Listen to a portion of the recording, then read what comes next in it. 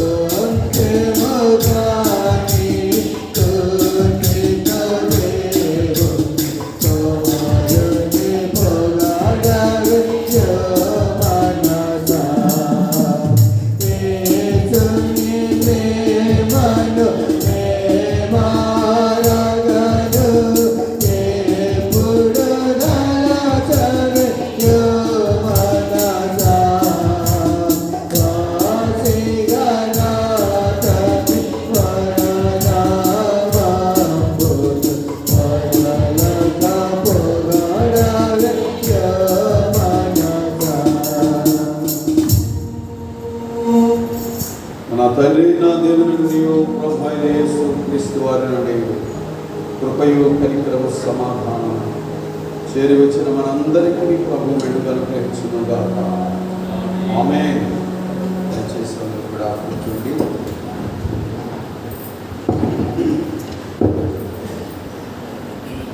త్రిత్వములోని 18వ ఆదివారం వరకు ప్రభు మనకు అనుగ్రహించిన లేఖన భాగములలో నుండి జ్ఞానాంశముగా యోహాను సువార్త 15వ అధ్యాయం, యోహాను సువార్త 15వ అధ్యాయము 4-5 వచనములు, అలాగే 10వ వచనాన్ని కూడా చదువుతున్నాం. నా యందు నిలిచియుండుడి, మీ యందు నేనును నిలిచియుందును. తీగె ద్రాక్షావల్లిలో నిలిచియుంటేనే గాని తనంతట తానే ఎలాగో ఫలింపదో, అలాగే నా యందు నిలిచియుంటేనే గాని మీరును ఫలింపరు. ద్రాక్షావల్లిని నేను, తీగెలు మీరు.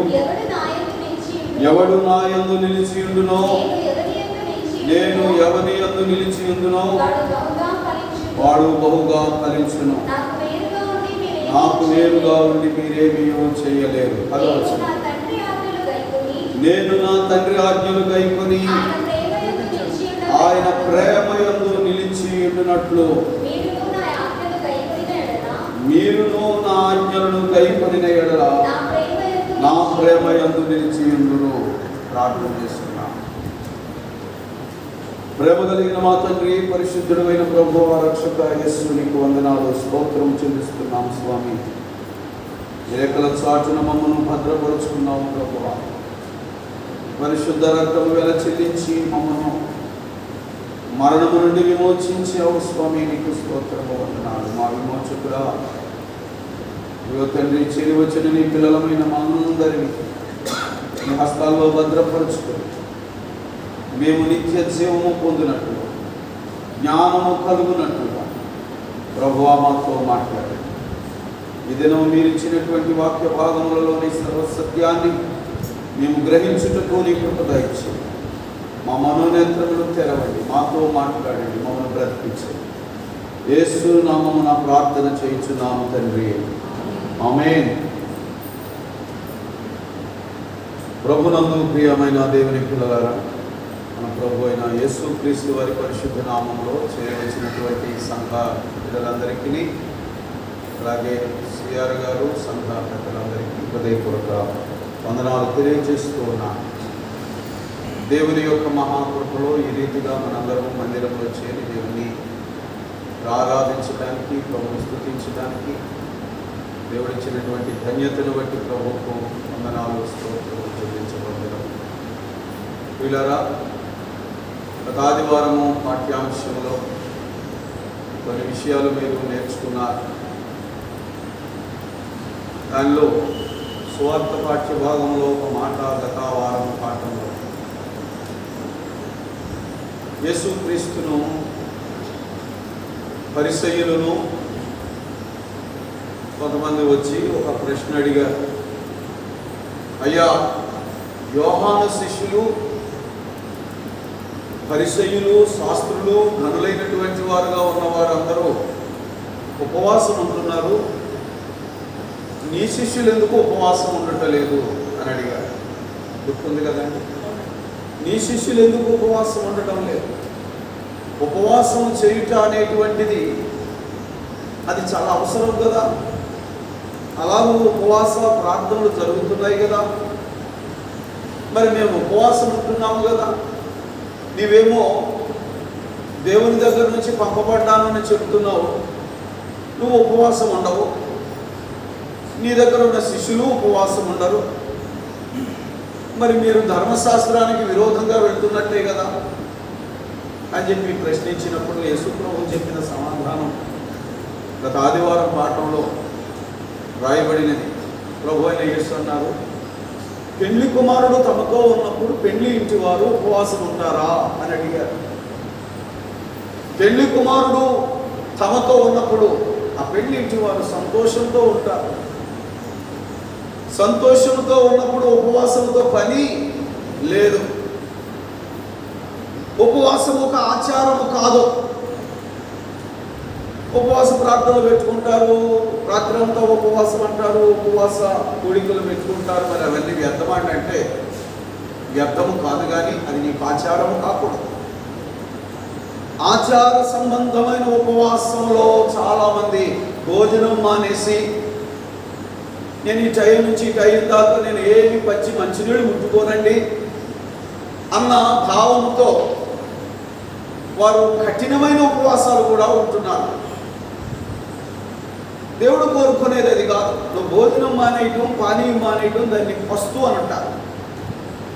పస్తు ఉండమని ప్రభువు కోరుకోవటం లేదు. ఉపవాసం అని అడుగుతున్నాడు. ఎలాంటి ఉపవాసము? ఉపవాసము అంటే ఏమిటంటే దేవుని వాసము. వాసము అంటే తెలుసు కదండి, నివాసము.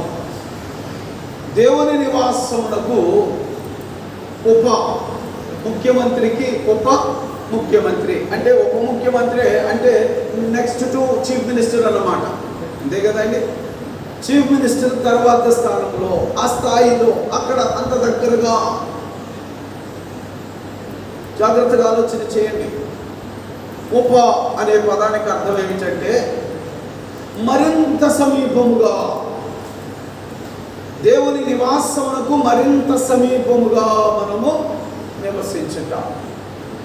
అలాగ నువ్వు ఎప్పుడైతే నివసిస్తున్నావో అప్పుడు నువ్వు ఉపవాసం ఉండవలసిన పని. ఎందుకనంటే నువ్వు ఎల్లప్పుడూ సంతోషంగా ఉంటావు. దేవునితో నువ్వు నివసిస్తున్నావు కనుక, ప్రభుతో నీవు ఉన్నావు కనుక నీవెల్లప్పుడూ సంతోషిస్తావు. పెళ్లి కుమారుడితో ఉన్నప్పుడు పెళ్లి ఇంటి వారు ఉపవాసం ఉండరండి, అవసరము లేదు. మరి ఎప్పుడు ఉపవాసము? ఉపవాసం ఎప్పుడు ఉంటారు? పెళ్లి కుమారుడికి దూరంగా ఉంటే దాని పర్యవసానాలు నీకు గాయం కలుగుతాయి. అవునా? పెళ్లి కుమారుడికి దూరముగా ఉండుట, సర్వశక్తి గల దేవునికి నువ్వు దూరం అవుట, అలాగ లోకము దూరముగా ఉన్నది.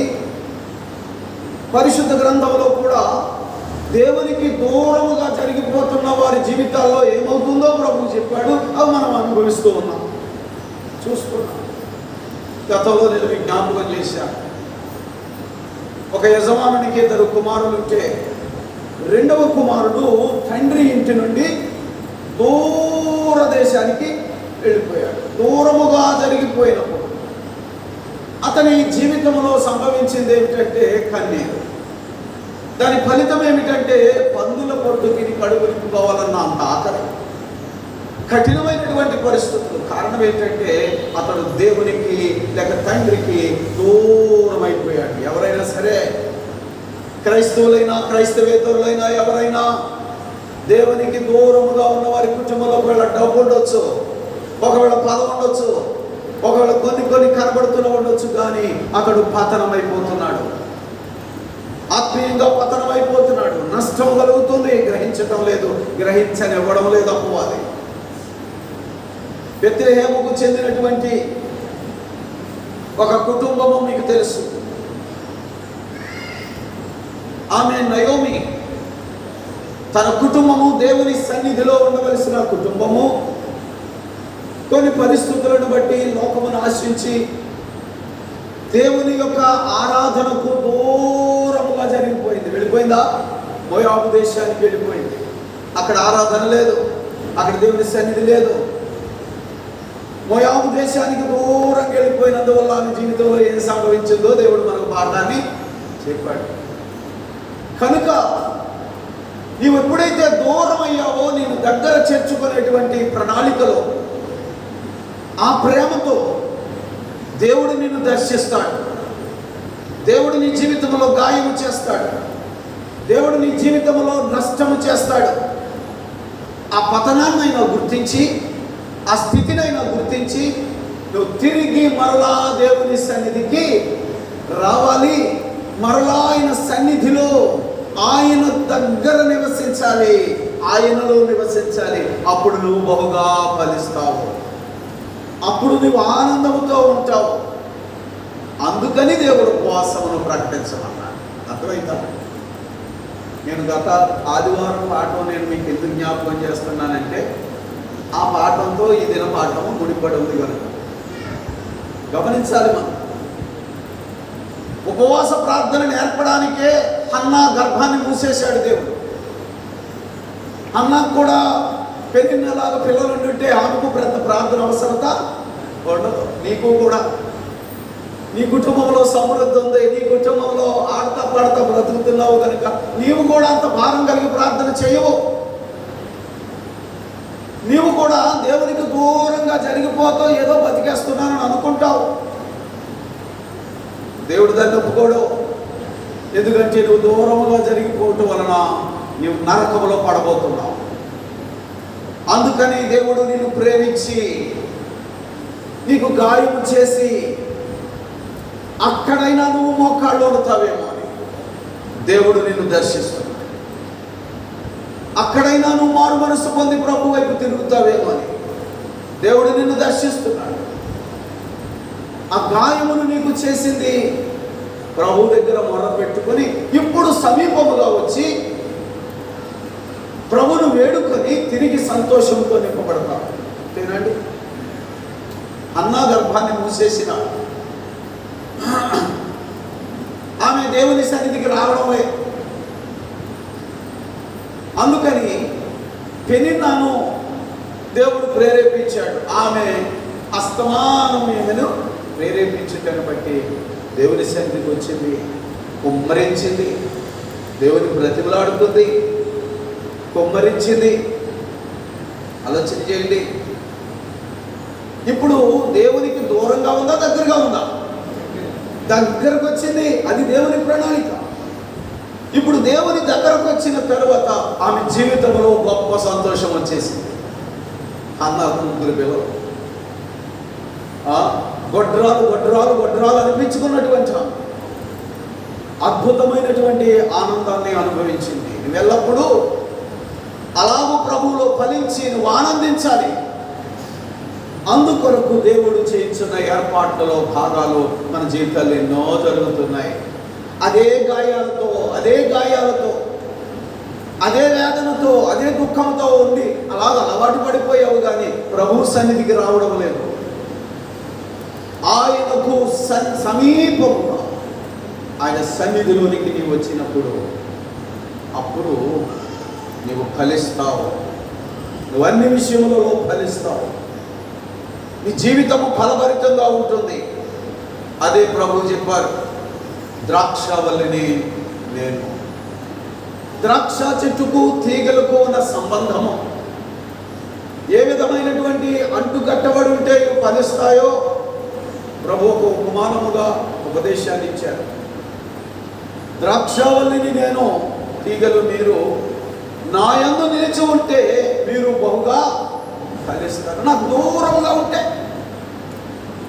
దూరముగా ఉంటే ఒకవేళ నువ్వు ఆర్థికంగా ఫలిస్తున్నట్టు కనపడొచ్చేమో, కానీ దాని వెనక పెద్ద నష్టం ఉందయ్యా. దాని వెనక పెద్ద నష్టం ఉన్నది, పెద్ద ప్రమాదం ఉన్నది. 3 రోజుల క్రితం పేపర్లో వేశారు ఒక వార్త, దిగమరలో జరిగిన విషయాలు. ఒక వ్యక్తి కొబ్బరికాయలు వ్యాపారం చేస్తాడు. మనం రీసెంట్గా ఈ ఎలక్టెడ్ డేస్లో మా అమ్మాయి ఐఏఎస్కి చదువుతుందో, ఐఏఎస్ ప్రిపేర్ అవుతుంది, మీరేం మైక్ వేసేస్తున్నారు చర్చ్ మీద, మాకు డిస్టర్బెన్స్గా ఉంది, మా పిల్లలు చదవడానికి అవకాశం ఉండలేదు అని సంఘ పెద్దలందరినీ కేసులు పెట్టేసి. సరే, ఆయన ఏదో తెప్పలు పడ్డాడు.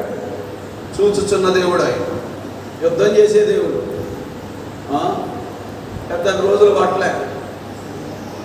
నిజంగా చాలా ఆశ్చర్యమైంది ఏంటంటే మొత్తం అందరూ కూడా చాలామంది అప్పులు చేశాడంట. ఆయన వ్యాపారాన్ని చూపించి లక్షలాది రూపాయలు ఒకటి తెలియకుండా ఒకటికి అప్పులు చేశాడంట. మొత్తం అంతా కూడా రేకుల మీదకి వచ్చింది.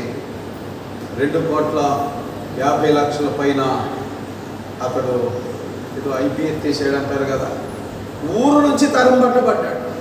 ఐఏఎస్ చదువుతారంట. అసలు ఆ సౌండ్ ఎక్కడ వినపడనంత దూరంగా తరిమేశాడు దేవుడు. ఊరంతా ఇప్పుడు గొల్లురు వల్లెడుతున్నారు. పాప వాళ్ళు ఎంత పొలం ముగ్గురు దాశారో, ఇంకేమో ముగ్గురు దాశారో, లక్షలాది రూపాయలు అతను పంపించేశారు. అతను మొత్తం అంతా కొట్టేశాడు. ఇప్పుడు గొల్లు ఏడుస్తున్నారు. ఎక్కడ దాస్తున్నావయ్యా మీ డబ్బు అనిపించింది. లోకంలో డబ్బు ఉన్నట్టు కనపడచ్చు, ప్రభువుకు దూరముగా ఉండటం వలన దాని వలన నీకు వేదనే, దాని వలన నీకు వేదనే, ప్రయోజనం ఉండదు, నష్టపోతావు. ప్రభు అంటాడు, నాకు వేరుగా ఉండి మీరేమీ చేయలేదు. నా యందు నిలిచి ఉండండి, మీరు బహుగా ఫలిస్తారు. మీరు బహుగా ఫలించాలి. నువ్వు నా యందు నిలిచి ఉండాలంటే నాకు దూరంగా ఉండాలా, దగ్గరగా ఉండాలా? ఆయన సన్నిధిలో నువ్వు ఉండాలి, ఆయనతో అంటు కట్టబడి ఉండాలి. ద్రాక్షావల్లి తీగ, ఆ ద్రాక్షావల్లిలో ఆ తీగలా అంటు కట్టబడి ఉందో అలాగే నువ్వు అంటు కట్టబడితే నీ జీవితము అన్ని కోణములలో ఫలభరితమే, భౌతికముగాను ఆత్మీయంగా. జాగ్రత్తగా గమనించాలి. నిలిచి ఉండండి, నిలిచి ఉండండి. నిలిచి ఉండడం అంటే ఏంటండి? అసలు ముందు అంటు కట్టబడాలి కదా. అంటు కట్టబడ్డాక నిలిచి ఉండడం అనేది. నిలిచి ఉండుట, దేని యందు నిలిచి ఉండాలి? నా యందు అంటూ ప్రభు ప్రత్యేకంగా చెప్పాడు. మనం అనేక ఉపదేశాల్లో వింటూ ఉంటాం. ప్రభు ఎక్కువ కోరుకునేది, నిన్ను నేను ఇంకేం కోరుకుంటున్నానో అని అడుగుతున్నది ప్రేమ విషయంలో. ప్రేమ అనే మాట. ప్రేమ అంటే ఏమిటంటే, ప్రేమ అంటే దేవుడే. ప్రేమ అంటే దేవుడు ప్రేమ అయ్యున్నాడు, ప్రేమ కలిగి ఉన్నాడు కాదు. ప్రేమ అయ్యున్నాడు అంటే ప్రేమ అంటేనే దేవుడు. 10వ వచనంలో అందుకే చెప్పాడు ఆ మాట, నేను నా తండ్రి ఆజ్ఞలు గైకొని ఆయన ప్రేమ యందు నిలిచి ఉన్న ప్రకారము. నేను ఆయన ఆజ్ఞలను గైకొనుటను బట్టి నేను ఆయన ప్రేమలో నిలిచి ఉన్నాను.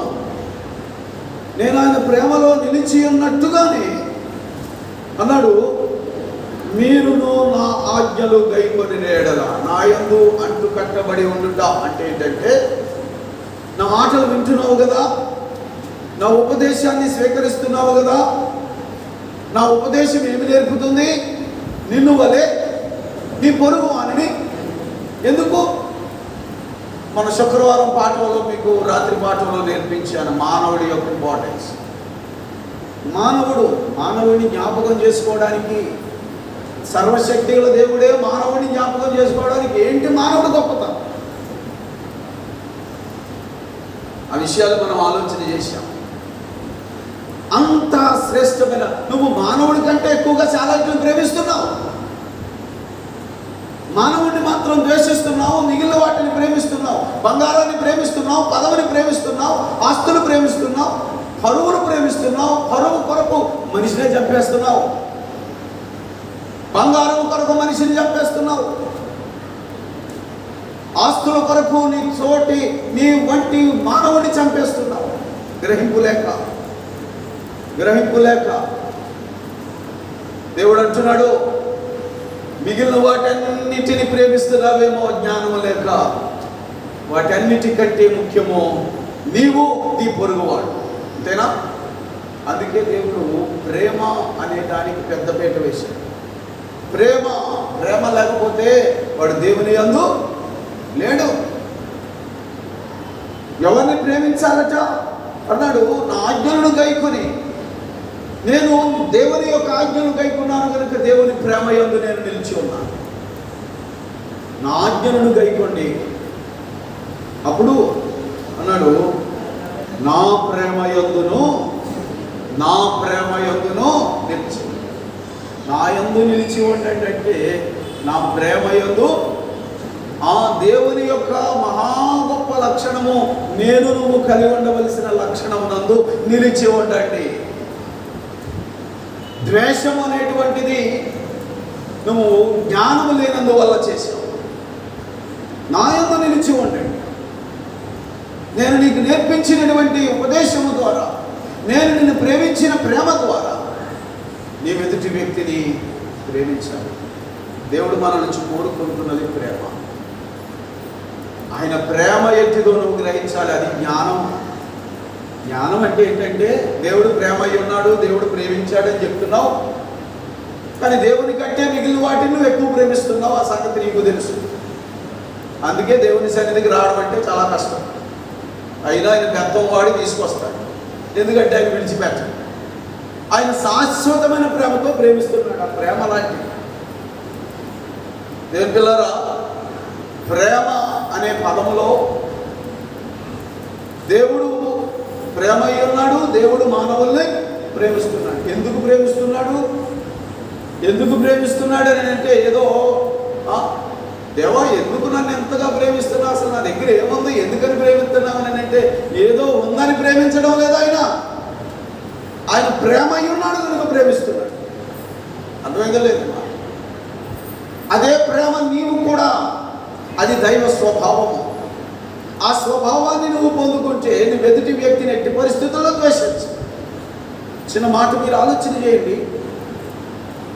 అమ్మా, పోయిన ఆదివారం పాఠంలోని హన్నా పెనిన్నాల విషయంలో పెనిన్నా హన్నాను ద్వేషిస్తుందా లేదా చెప్పండి.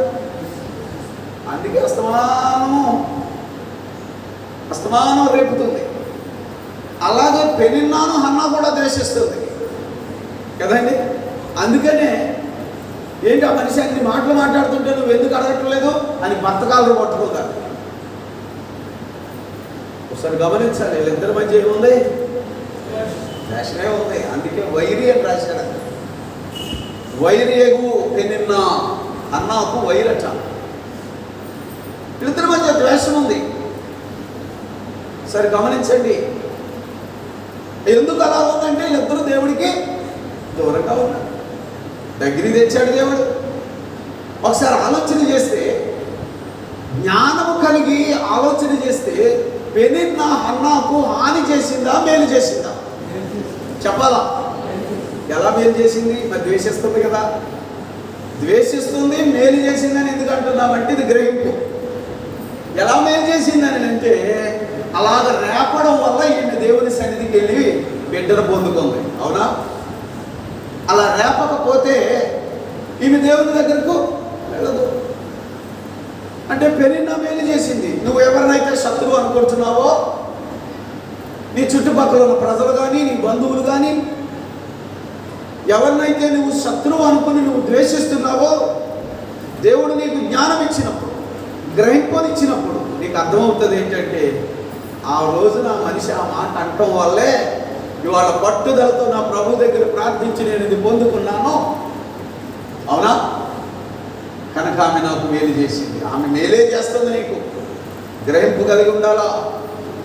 ఆ గ్రహింపే జ్ఞానము దైవ జ్ఞానం. అది సైతానిచ్చే జ్ఞానం ఏంటంటే నీ మీద పగ తీసుకొస్తుంది, ద్వేషం పెంచుతుంది. ఒకసారి ఆలోచన చేయాలి. దేవుని ప్రేమను నువ్వు ఒకసారి అర్థం చేసుకోవాలి.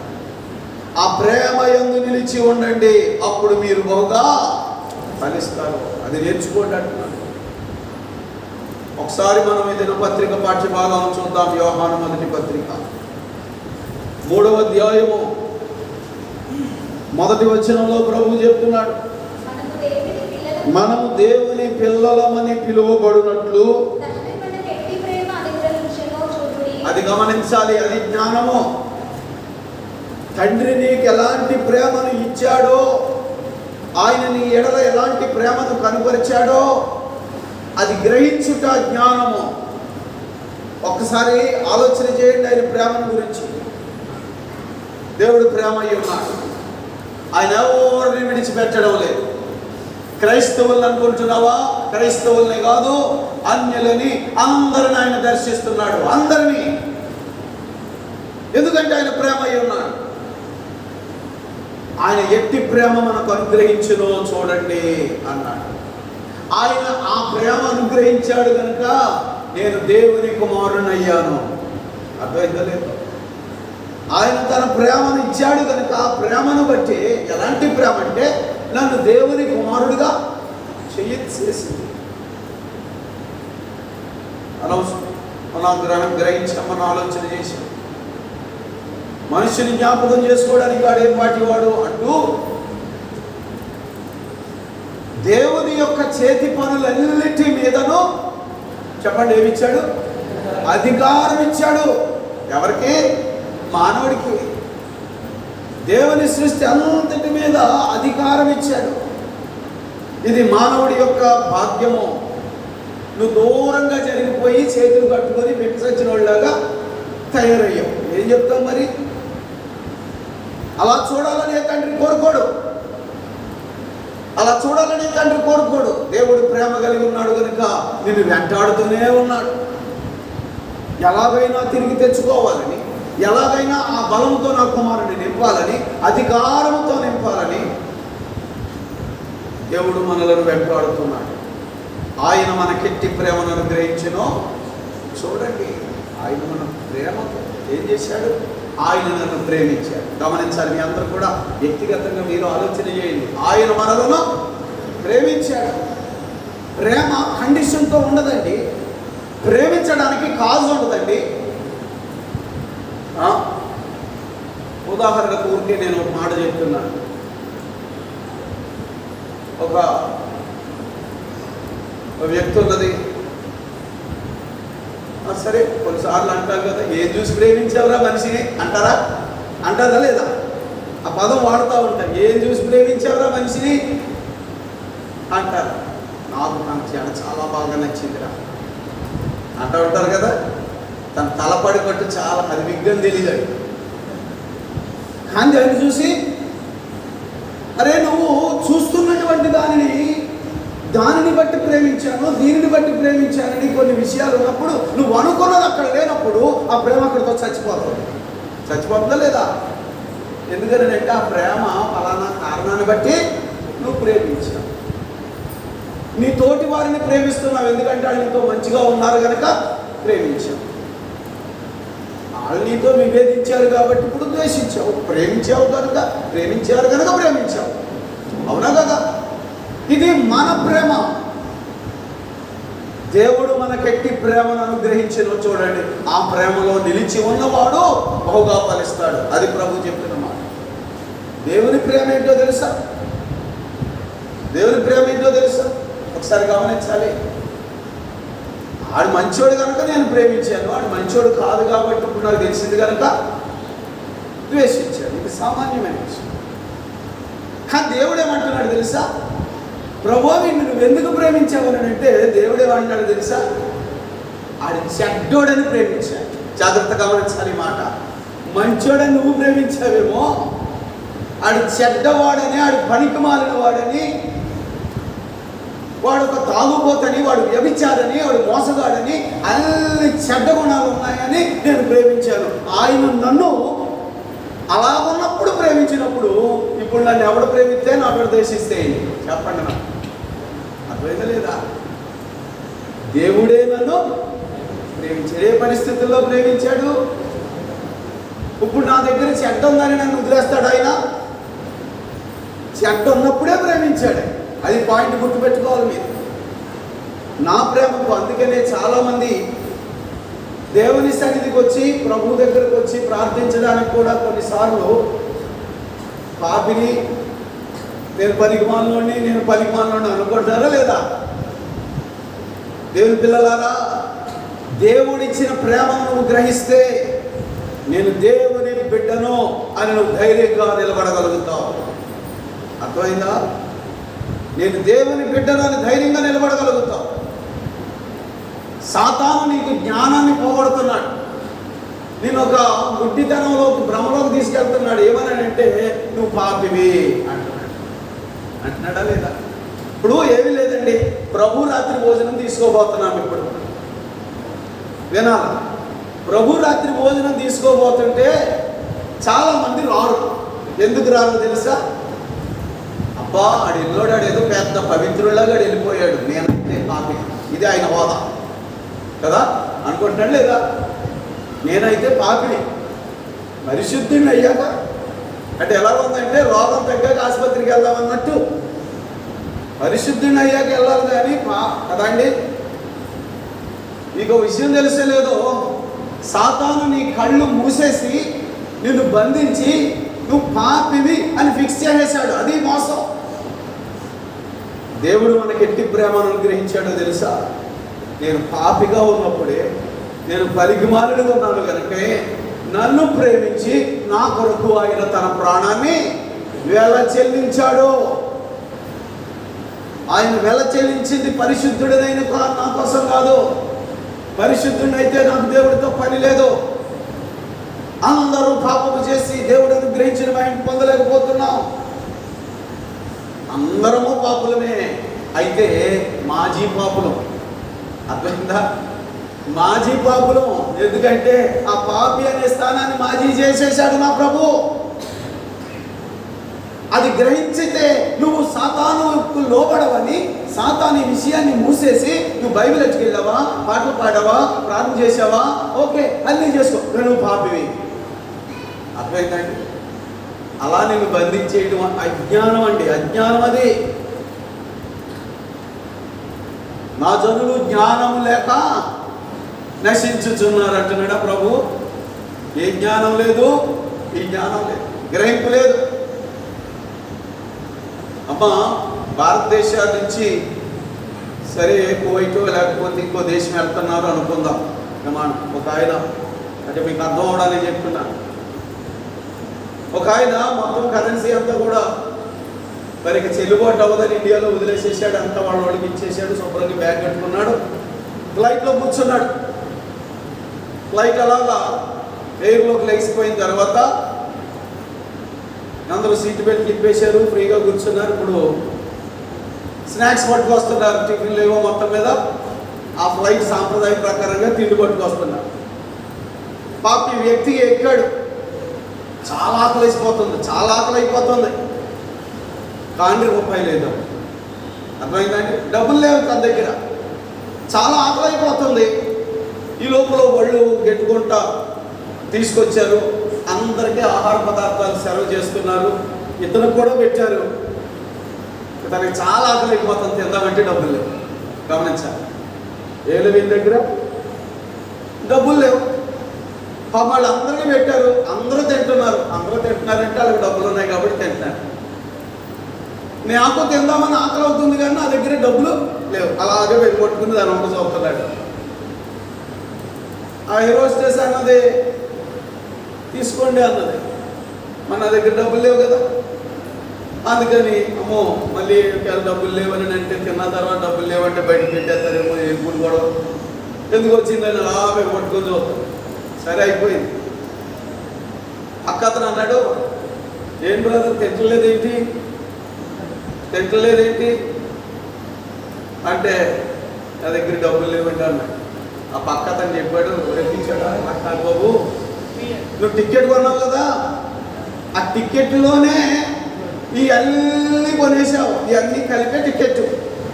నీ దగ్గర ఏం రూపాయి ఉండక్కర్లేదు, అన్నీ ముందే కొనేసావు అని చెప్పాడు. దీని సువార్త. ఇది చెప్తే అవునా అని ఆయన చెప్పింది నా మాటలేదు. అర్థమైందా? ఏమో గబుక్కి తింటే బయటికి గెట్టేస్తారేమో, ఎందుకు వచ్చిన గొడవ అని అలాగే బిగబట్టుకుని ఆకలితో అలాగే వికసించిపోతున్నాడు. కానీ పక్కోడు చెప్పిన సువార్త వినడం లేదు. అర్థమైందా? ఏంటంటే ఇది అజ్ఞానము. నాయన నీ కొరకు వెల చెల్లించబడింది. యేసుక్రీస్తు ప్రభువు నీ కొరకు శిలువ మీద తన ప్రాణమును వెల చెల్లించి నిన్ను విమోచించాడు. ఈ సంగతి సువార్తికులు ఎంతమంది చెప్పినా నువ్వు నమ్మవు. నేను పాపిని, అంతే కదా. నేను పాపిని కనుక ప్రభు బలలో పాల్పంచుకోను. నేను పాపిని కాబట్టి నేను ఇలాగే బతికేస్తాను. అయ్యో ఎంత అజ్ఞానం అది. దేవుడు మనకెట్టి ప్రేమను అనుగ్రహించిన చూడండి. ఉచితముగా దేవుని పిల్లలుగా చేశాడు మనల్ని ఆయన కదా. నీకు అధికారము, ఆయన చేతి పనులన్నిటి మీద నీకు అధికారం అనుగ్రహించాడు ఆయన. ఈ బలము తెలియక అలాగే చచ్చిపోయినటువంటి పరిస్థితుల్లో బతుకుతున్నావు. దేవుడు అది ఒప్పుకోవడం లేదు. సువార్త ప్రకటించి మీరు బహుగా ఫలించాలి. దేవుని పిల్లలుగా మీరు వర్ధిల్లాలి. మీరు ఏది చేసినా సఫలత అవ్వాలి. నేను మీకు తోడై ఉంటాను. మీరు అన్యులు కాదు, మీరు పాపులు కాదు, మీరు అపవాది చేతి కింద లేరు. నేను మిమ్మల్ని విడిపించాను చెప్తున్నాడా లేదా ఆయన? నమ్మడం లేదు, అలవాటు అయిపోయాం. గతంలో చెప్పాను, ఒక ఆవుని అదే కొట్టరాడికి కట్టేశారు. ఒక 3 నెలలు బట్టి అదే కొట్టరాడికి కట్టేశారు. అక్కడే ఒట్టుగట్టేస్తున్నారు, అక్కడికే పట్టుకొచ్చి నీళ్ళు పెడుతున్నారు, అక్కడే బాగు చేస్తున్నారు, అక్కడే ఉంచేశారు. 3 నెలలు అయ్యాక ఎవడ అన్నాడంటే, వదిలేపించోడా దాన్ని ఎందుకు అలా చంపేస్తావు అని, వదిలేరా అని చెప్పేసి దానికి వెల చెల్లించి అతను కొనేసి ఆ మెడ కట్టు ఇప్పేసేసి దాన్ని తోలేసాడట. దానికి స్వతంత్రం వచ్చిందా లేదా? స్వతంత్రం వచ్చింది కానీ దానికి అది తెలియదు, అలవాటు అయిపోయింది. ఆ ఎంత కొట్టినా కలెక్టరేట్ చుట్టే తిరుగుతుంది, దానికి కట్టు లేదు. ఇప్పుడు కట్లు విడగొట్టబడ్డాయని తెలిసాక కూడా నమ్మడం లేదు. కాబట్టి అక్కడే ఉంటున్నాం మనం. అజ్ఞానము. దేవుడు మనకు జ్ఞానం నేర్పుతున్నాడు, దేవుడు మనకు ప్రేమ అనుగ్రహించాడు. దాన్ని గ్రహిద్దాం, దాన్ని ఆలోచన చేద్దాం. ఎంత ప్రేమ తెలుసా అండి? ఒకసారి గమనించండి, నా జీవితము నీ జీవితం ఒకటే. అందరము పాపము చేసిన వారమే. ఎవడో పరిశుద్ధుడు లేడు. పాస్టర్ గారు పరిశుద్ధులు కాదు, లేకపోతే ఇంకొకరు ఎవరు పరిశుద్ధుడు? యేసు ఒక్కడే పరిశుద్ధుడు. మనందరము అందులో నుంచి వచ్చిన వాళ్ళమే. దేవుని కృపను బట్టి ఆయన ఆ పాపం అనే స్థితిని మాజీ చేసేశాడు. ఎలా జరిగిందో తెలుసా? ఒకేసారి స్థితి మారిపోయిందండి. ఎంత ఆశ్చర్యం తెలుసు. ఒకసారి చిన్న ఉదాహరణగా చెప్తాను మీకు. ఇప్పుడు నా మీద ఉన్నటువంటి నేరాలు మీకు తెలియదు. పైకి పరిశుద్ధంగా కనపడటమేమో కానీ లోపల అంత దుస్థితి ఉన్నదో అది ఎవడో తెలియదు.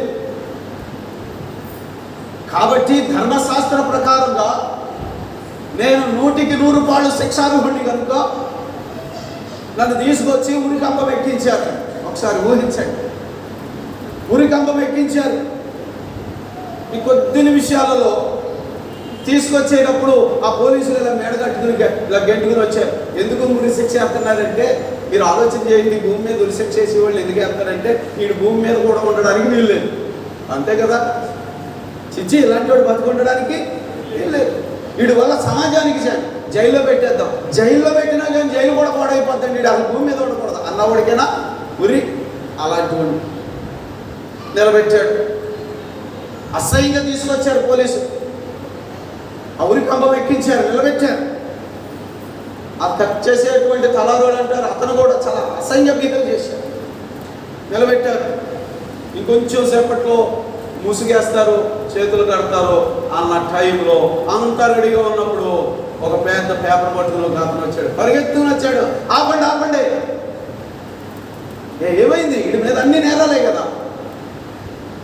ఆపండి, అతడు నేరస్తుడు కాదు, మన మీద అధికారి అన్నాడు. ఒకసారి ఆలోచించి ఏం జరిగింది? ఈ వ్యక్తి యొక్క పాపములకు అనుభవించవలసిన ఈ శిక్ష, మరణ శిక్ష సిలువలో దేవుడు చేసేసాడు. ఆ శిక్షని అర్థమైందో లేదో? అర్థమైందా? ఎప్పుడైతే ఈ కవర్ వచ్చిందో ఇప్పుడు నా స్టేటస్ ఏం మారింది చెప్పండి? చావుకులోనైనా నేను అధికారిని అయ్యాను. అర్థమైందండి? ఇందాక నన్ను మెడట్ గంటినోడు సెల్యూట్ కొట్టాడు. కారణం ఏంటి?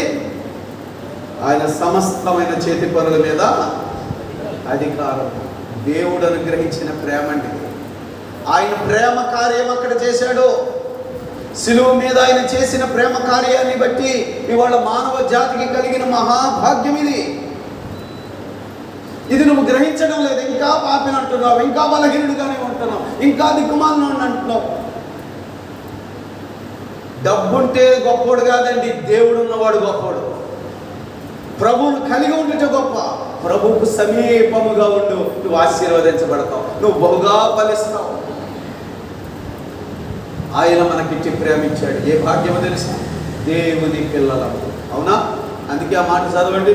1 యోహాను పత్రిక 3వ అధ్యాయము 1వ వచనం, మనము దేవుని పిల్లలము అని పిలువబడినట్లు మనకెట్టి ప్రేమను గ్రహించినో చూడుడి, నిశ్చయముగా మనము దేవుని పిల్లలమే. అర్థమైందా? దేవుని పిల్లలమే. ఈ మాట నువ్వు నీ హృదయంలో భద్రం చేసుకో. నువ్వు పేదోడువు కాదు, ఆర్థికంగా చూస్తే ఒకవేళ నువ్వేమో, కానీ నువ్వు దేవుని బిడ్డవి, విమోచింపబడిన వాడివి. ఆ ప్రేమ యందు నువ్వు కూడా నిలబడు. ఆ ప్రేమ యందు నిలబడు. ఆ నీతి యందు నిలబడు. అదే ప్రేమ నీ వ్యక్తిలో నీ తోటి వారు, అమ్మా ఎదుటి వ్యక్తిని ఎందుకు నేను ద్వేషిస్తానంటే నాకు ఉన్నదేదో పోద్దని. నువ్వు వేరే వాటిని ప్రేమిస్తున్నావు కనుక వ్యక్తిని ద్వేషిస్తున్నావు. నువ్వు దేవుణ్ణి ప్రేమించినప్పుడు మిగతా వాటిని ప్రేమించవు, వ్యక్తిని ప్రేమిస్తావు, నీ తోటి వాడు. ఆ ప్రేమ యందు మీరు నిలిచి ఉండండి. మీరు బాగుగా ఫలిస్తారు, అభివృద్ధి పొందుతారు. మీరు ఏది చేసినా సఫలమవుతుంది. ఆ వాగ్దానం దేవుడు ఇచ్చాడు. నమ్ముదాం దేవుని పిల్లలారా. సాతాను మనల్ని చేసేటువంటి పెద్ద మోసం ఏంటంటే, నీవు అన్నీ నమ్ముతావు కానీ దేవుని మాటను, అవునా కదా, దేవుని మాటను ఇక్కడున్న పరిస్థితులు చూసి నమ్ముతున్నావు. చూసి నమ్మిన దానికంటే చూడక నమ్మిన వాడనా దేవుని మాటను నమ్ముతుందని. నమ్ముదామండి, నమ్ముదాం. అమ్మ మీ అందరికి ఒక ప్రశ్న వేస్తాను, మీరు జవాబు చెప్పగలుగుతారో లేదో కానీ. పాపమునకు వచ్చు జీతము తెలుసు కదా. ఇది అన్నిటికంటే పెద్ద పాపం ఏంటి చెప్పండి, చెప్పాలి. ఆజ్ఞాతిక్రమమే పాపము. పాపం వల్ల వచ్చే జీతము మరణము. మరి అయితే అన్ని పాపాల కంటే పెద్ద పాపం ఏంటని అడిగాను నేను. చెప్పాలా?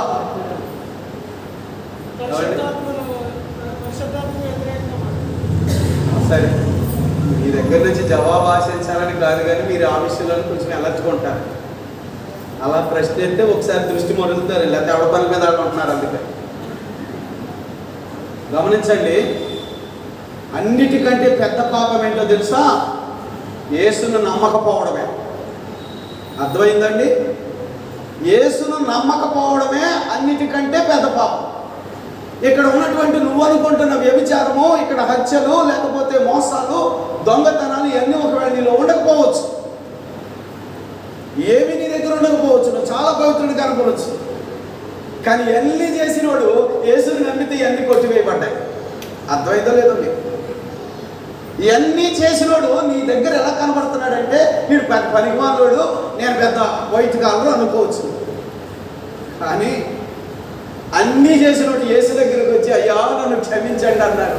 యేసుని నమ్మాడు, యేసుని ఆశ్రయించాడు. ప్రభు చెప్పాడు కదా, ఆయన ఆశ్రయించిన వాని మీద అతడు ఎన్నడు అపరాధిగా ఎంచబడడో. అయిపోయాయి. అతని మీద ఉన్న అభియోగాలన్నీ యేసు రక్తము కప్పేసిందండి, కడిగేశాడు. యేసును నమ్మకుండా నువ్వు ఎంత పవిత్రంగా జీవిద్దామన్నా 190 ఉన్నాయి. ఇంకా అర్థమైందో లేదో? సాతాను నిన్ను మోసం చేస్తున్నాడు. నువ్వు దేవుని బిడ్డవి. ఎందుకు నిన్ను అపవాది ఇంకా పాపి అని చెప్తుందంటే, నువ్వు అన్నీ నమ్ముతున్నావు, ఈ బతుకు తెరువు నమ్ముతున్నావు, బతకాలంటే అది ఉండాలి ఇది ఉండాలని నమ్ముతున్నావు. కానీ యేసు ప్రభు చేసిన శిలువ యజ్ఞాన్ని నువ్వు నమ్మడం లేదు. యేసు నిన్ను పరిశుద్ధినిగా చేశాడంటే నమ్మడం లేదు. అందుకే కదా బలహీనతతో ప్రభు బలలో పాల్పంచుకోలేకపోతున్నా. అందుకే కదా నేను ఇంకా పాపినైనా నా ప్రార్థన ఆలకించుకోవాడు. పాపి ఏంటయ్యా ఇంకాను, నువ్వు తండ్రి దగ్గరికి వచ్చావు కనుక అయ్యా నువ్వు నన్ను రక్షించినందుకు నీకు వందనాలు అని చెప్తావు. అవునా కదా? అన్నా విజ్ఞాపన చేసిందని చదివావు కదా. అన్నా విజ్ఞాపనలో ఒక్క రిక్వెస్ట్ ఉందా? ఒక్క రిక్వెస్ట్ లేదు. ప్రభు నాకు ఇది దయచేయని ఆయన రిక్వెస్ట్ లేదు. ఆమె మీరు చదివారు పోయిన ఆదివారం పాఠంలో 1 సమూయేలు గ్రంథం 2వ అధ్యాయం 1 నుంచి 10 వచనాలు చదివితే, అన్న ఇలాగ విజ్ఞాపన చేసినని రాసింది కానీ ఒక్క రిక్వెస్ట్ లేదు. విజ్ఞాపన అంటే దేవుని యందు ఆనందించు స్తుతించుట. నువ్వెందుకు చేయలేకపోతున్నావా పని అంటే, నేను పాపిని అనే భావం.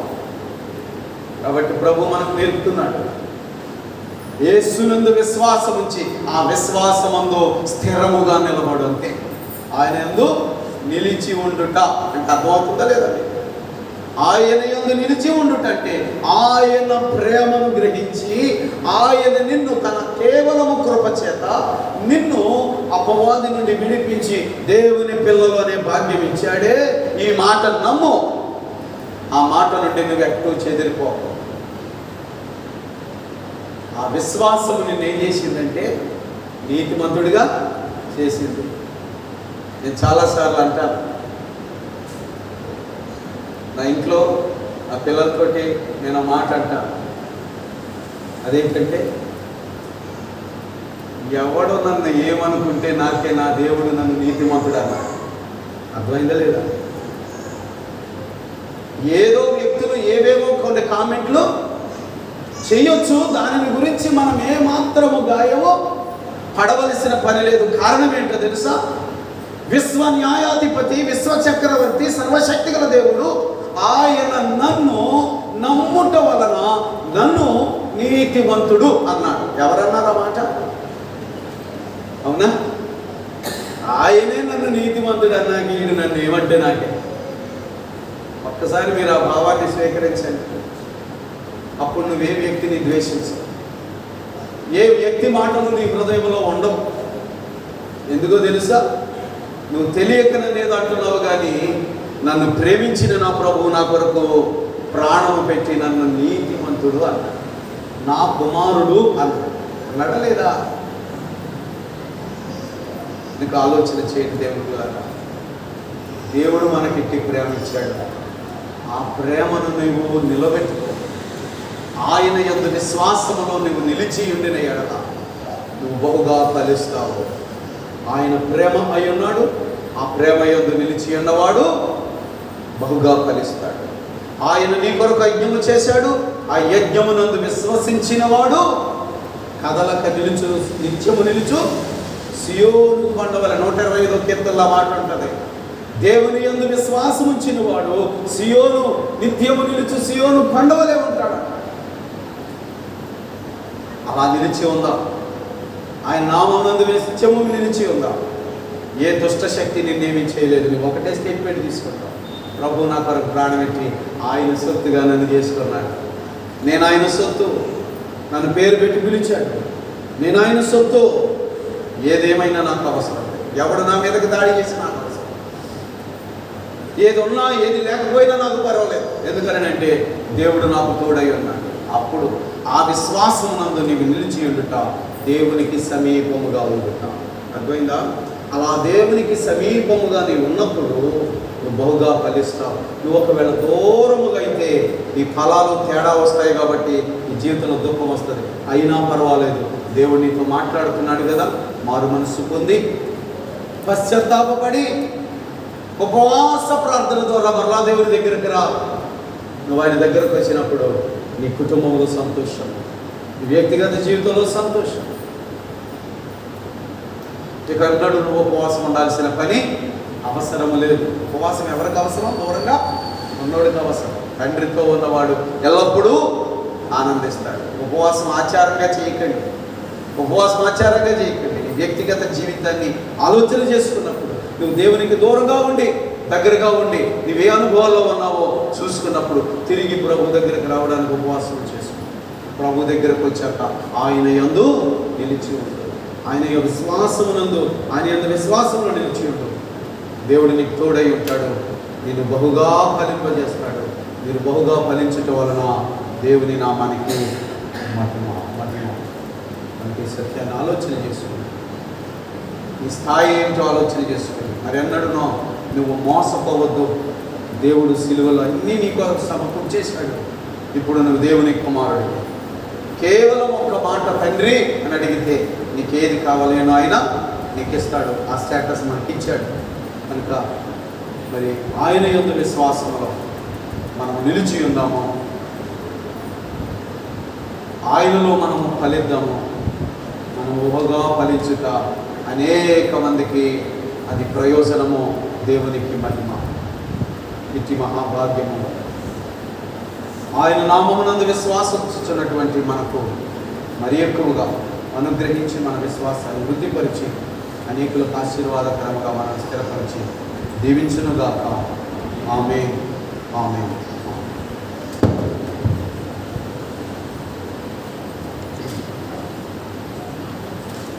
అందరం లేచి నిలబడదాం.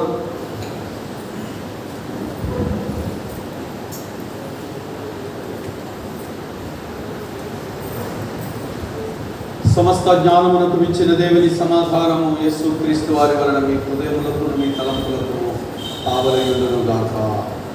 ఆమేన్. దేవా నారాయణుడు